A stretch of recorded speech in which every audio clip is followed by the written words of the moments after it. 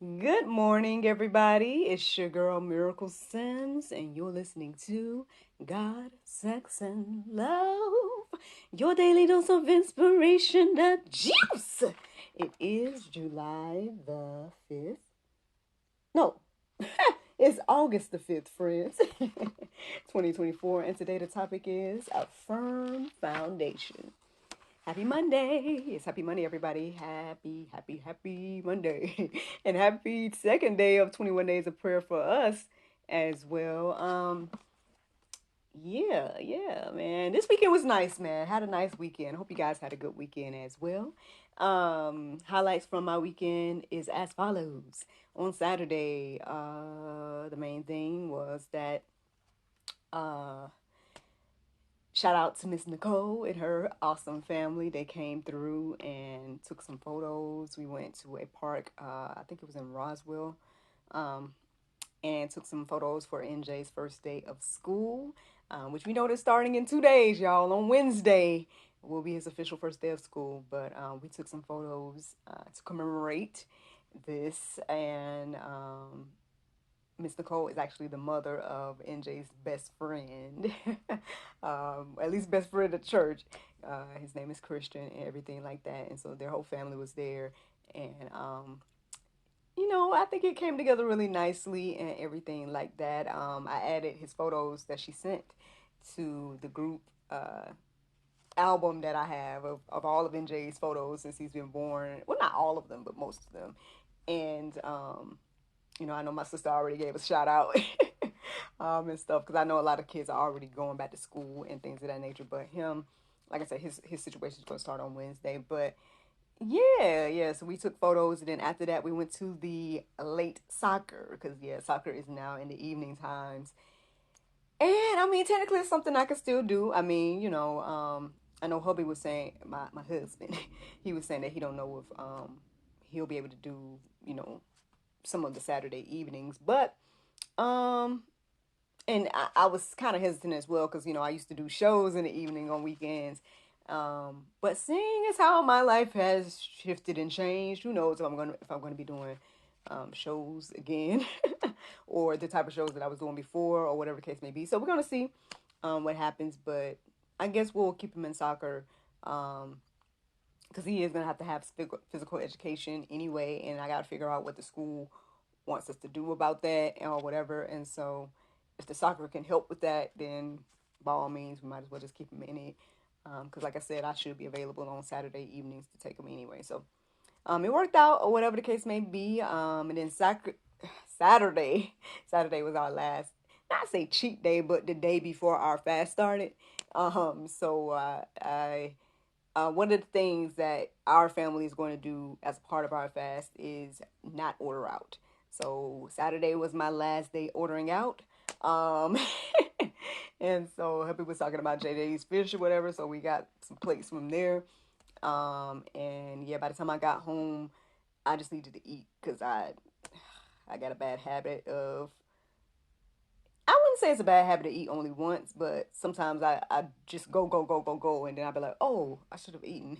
Um, and like when you're not fasting and you do stuff like that, for me, it'll start being like, oh, I really should have eaten something. So anyway, Saturday was kind of like that. So by the time I got back home and we was eating and whatnot, then I just knocked out and then wake up to like midnight or something after that. And that's when hubby and I finally sat down and was like, okay, what all are we gonna do for the fast and this, that, and the other. And then at some point NJ woke up, or he might have been already up because he heard us talking and whatnot. So he comes out there, and NJ has decided that he's gonna only drink water, um, with his meals. But as a part of the fast, he agrees to do that on his own. And so I'm like, wow. Even yesterday he remembered, like, so uh my coworker ended up taking us out to lunch yesterday, and so I didn't pay. I didn't spend no money, okay.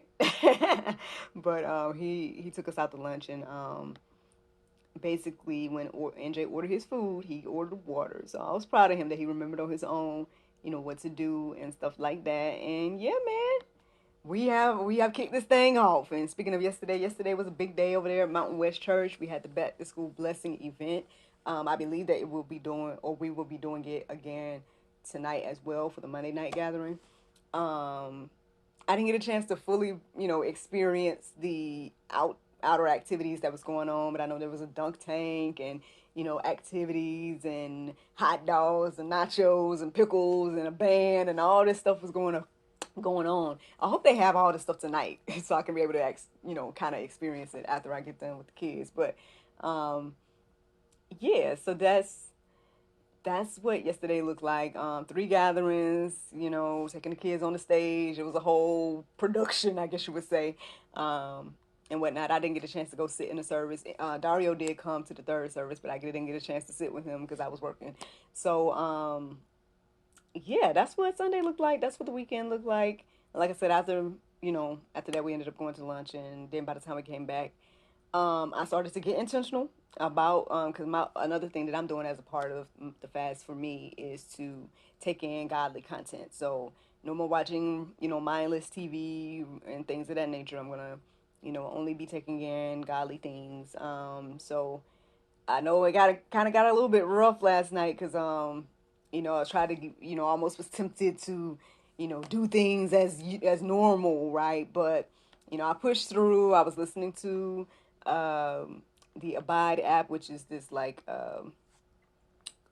basically Christian Bible story, help you go to sleep type content. So I was listening to some of that and rebuking the devil and things of that nature. But I just had a conversation. So the reason I look somewhat put together for the juice today, because y'all know I usually be looking like whatever I woke up in the morning looking like. But anyway, it's because I just finished recording a future episode of the GSL Talk Show, and my guest today had me thinking about what I should have did last night, which was to rebuke the enemy with my voice, use the vocal cords, and use the authority that God has given me. So shout out to Pastor Mike. Like I said, y'all probably won't see his episode for maybe like who knows, maybe next year, but still, yeah, that was our on time conversation for me today, and preferably will be right on time for when it comes out and things of that nature as well for you all. But yeah, so but I had already done the juice or got some juice right before I recorded the episode with him.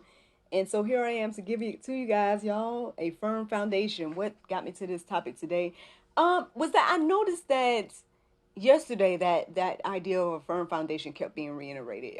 That as well as some other things that kept being reiterated as well. But yeah, something about being, you know, building on the rock was repeated multiple times yesterday. And so when I was thinking, settling in my mind, I'm like, Lord, what do you want me to talk about? What was those things that was standing out to me from yesterday? He reminded me about a firm foundation. And so I started to look into that. And I did go over there to chatholybible.com and use that app to kind of have a conversation because, I know the verses that I came across when I went to openbible.info and plugged in a firm foundation. Those verses were good. I'm not going to say, they were resonating and stuff. But there was something about, I just wanted to go deeper and ask questions, right? Like, what is the point? You know what I mean? Like, because, how can I say this? So, we know that there's a lot of people that don't acknowledge Christ, right? There's a lot of people that just live their life and they don't even acknowledge anything that the Bible has to say. And so they don't see the purpose of anything that the Bible is talking about, right? So we can sit here and be like, yes, a firm foundation, and he was what he was talking about, and he's talking about that Jesus is the firm foundation, X, Y, and Z. Jesus is the rock that he's building his church on, that the God the Father chose to build his church on.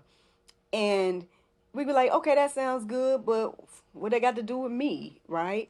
So I kind of was like, for lack of a better way to say, being quote unquote devil's advocate to the Chat Holy Bible app today, and was asking those questions of why, what's the point, and things of that nature. And it was giving me feedback. It was giving me some feedback that I think was important. So let's talk about the foundation. We said that the rock is Jesus, right? Now I'm sure that Peter, and I know even in the on the Chosen series when Jesus called Peter the rock and things of that nature, that he took that to heart. The other disciples was taking that to heart, and it was like he changed his name, called him the rock, all this different type of stuff.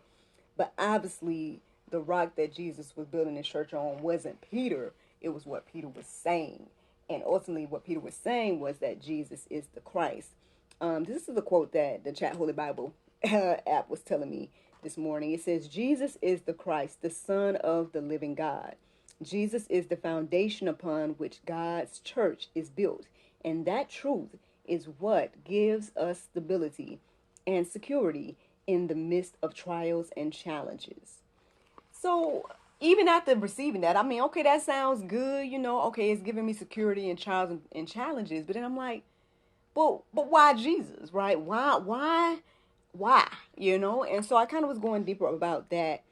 And this is ultimately what it was telling me. It was telling me for stability, for peace, and for guidance. From that point, I started to just kind of think like, you know what? I see what it's saying. That ultimately, I guess life without Jesus is, there's no stability, there's no peace, and there's no guidance. Which we can see that playing out in our lives, right? Those that don't have a relationship with Christ and, things of that nature, again, they don't see their purpose. They don't know, who they are. All of these things are in question, right? So then I asked it, I was like, so basically, uh, in order to deal with the ups and downs of life, you need Jesus. And it pretty much was saying yes and reiterating that, I guess I got that correct. And then this is another thing that it was saying to me this morning. It says, having Jesus as our foundation gives us the courage to face challenges, the strength to overcome obstacles, and the peace that surpasses all understanding. So again, like, for example, I mean, I know that there's plenty of things that I've been through in life where maybe, again, before Christ and things of that nature, I was feeling depressed or feeling down or feeling sad or, different things of that nature. But now, right, I can be going through similar things and I have peace. I still got joy. I'm not worried about anything because at the end of the day, I know who's on my side, right? So again, how much more is this playing out in all of our lives, right? So can we just really acknowledge and think like, there are people out there and we can see how it plays out. They get into drugs, they, overdo sex, you know, they end up killing themselves. Like there's all these different things that happen when we don't have a relationship with God. Because again, we don't see purpose. We don't value life. We don't, see or feel like there's a point to any of it. And so it's like it can be easily, influenced to, ultimately to your demise of destruction, right? When you don't have Christ. But what Christ tells us that, we were created for a purpose. We're beautifully and wonderfully made, that he got plans for us and things of that nature. That can give us the encouragement and inspiration to keep going. And like I said, overcome obstacles. And even in the midst of the trials and tribulations that, again, we know it's going to come, we can still have peace. That surpasses all understanding. Like I said, I see this playing out in my life. I hope that you guys can see and understand this as well. Here goes some Bible verses that I feel led to write down this morning. So Matthew 7:24 says, everyone then who hears these words of mine and does them will be like a wise man who built his house on a rock. You guys can go deeper and pretty much read Matthew 7:24-27 to get that whole account of what that looks like to build your house on a rock versus what it looks like to not build your house on a rock. But like I said, I just wanted to really share the verses and things that can help us see what this practically looks like in our lives and stuff. So, it gives us another example in Luke 6:48. It says, he is like a man building a house who dug deep and laid the foundations on the rock. And when a flood arose, the streams broke against that house and could not shake it because it had been well built. So again, y'all, we've already established that we're going to go through the ups and downs of life. We're going to have issues, right? And so at the end of the day, again, we know that those without Christ and those that don't have hope and things of that nature, those issues can really break and tear someone down to the point of either they're taking their own life, they're taking the life of others, and things of that nature, right? But for those that are building their foundation, right? If your foundation is Jesus, right, and he's, again, the author and finisher of your faith, right, and he's the leader of your life and the king and things of that nature, and you're humbling yourself to him and you're doing things his will, his way, then at the end of the day, again, you can experience a flood. You can still experience a flood and storm and things of that nature. But it's saying here that it's not going to even shake you because it's been well built. So at the end of the day, again, you want to build on a firm foundation is ultimately what I'm receiving overall this morning. Now, I did want to take a look at what it looks like to not do that, right? So Matthew 7:26 says, and everyone who hears these words of mine and does not do them will be like a foolish man who built his house on the sand. Again, y'all can go deeper and read all of that and things of that nature. But ultimately what's happening, or the ultimate idea behind that, is that when the floods and the rain and the storms and the things of life comes, it's going to fall. Matter of fact, I felt led to write down this as well. Psalm 127:1. It says, a song of ascents of Solomon. And it says that unless the Lord builds the house, those who build it in labor in vain. Unless the Lord watches over the city, the watchman stays awake in vain. So again, y'all, I told you guys before the quote that I feel like the Lord was telling me back during the cultivation period that got me on this path, right? And at the end of the day, again, I know I can sit here and be pursuing all kinds of, accolades and things, with the career of acting that I was, focused on and all this different type of stuff. And, I could achieve all these, high goals and things of that nature. But at the end of the day, it wouldn't really mean a hill of beans. Again, the Bible tells us, what does it profit a man to gain the world and lose their soul? But what he told me at that time, what I feel in my heart of mine that God was saying to me was, the only thing that's going to last is what you do for me. And so that's when I said, well, hey, man, I do want to do something that's going to last. So here I am doing the juice. Here I am, working at the church. Here I am doing the things of God out of obedience, I guess I believe I'm walking according to the plan that he had laid out for me all those years ago. And so again, what the Lord builds is what's going to last and what's going to stand. We can sit here and build as much as we want to, right? Build, you can try to watch over yourself and things of that nature, but both of those accounts or both of those examples ends with the same phrase, it's in vain. And I guess that's ultimately the juice this morning. You guys can, go deeper about all these things and let them marinate on your heart and minds. Now, the Bible verse of today is Colossians 3:23-24. It says, and whatsoever ye do, do it heartily as to the Lord, and do not unto men, knowing that if the Lord ye shall, or of the Lord ye shall receive the reward of the inheritance, for ye serve the Lord Christ. Friends, I hope you all enjoyed this juice this morning. Thank you so much for listening to God, Sex, and Love, your daily dose of inspiration, the juice. I pray you guys can go forward and have a wonderful day, and I look forward to talking to you all tomorrow, if the Lord's will. Bye-bye.